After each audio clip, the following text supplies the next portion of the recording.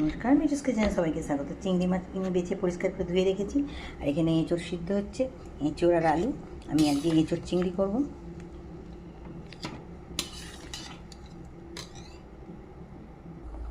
এখানে আদা, রসুন আর টমেটো একসঙ্গে বেটে নেব। আর তার সাথে দুটো চিংড়ি মাছ দেবো, জাস্ট কাইটা যেন সুন্দর হয়।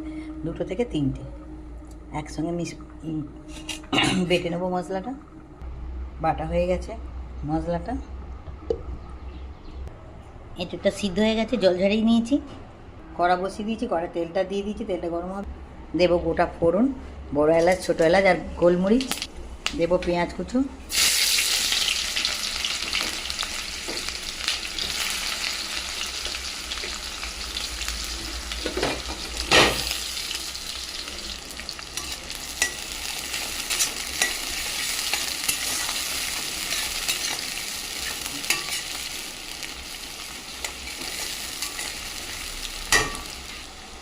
পেঁয়াজটা লাল লাল করে ভেজে নেবো।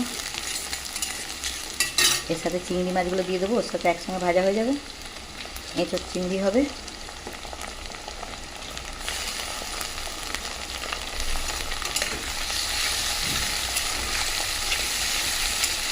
দিয়ে দেবো মশলাটা যেটা বাটলাম, আদা, রসুন, 2 চিংড়ি মাছ, 2-3টে চিংড়ি মাছ আর টমেটো একসঙ্গে বেটে নিয়েছি। ভালো করে কষতে হবে এটা, ভাজা ভাজা করে একদম।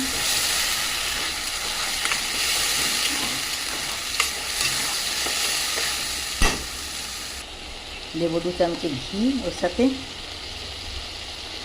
1 চামচে 2 চামচ।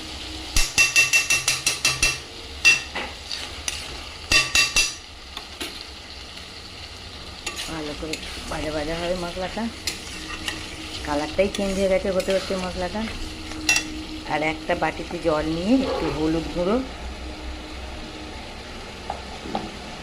লঙ্কা গুঁড়ো ভিজিয়ে রাখবো, কারণ শুকনো দিলে কালো হয়ে যায় রান্না।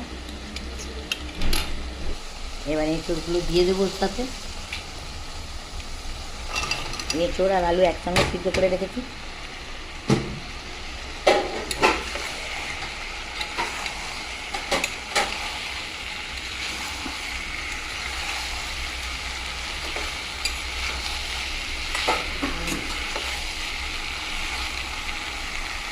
এবার লঙ্কা আর হলুদটা মিক্স করে নিয়েছি,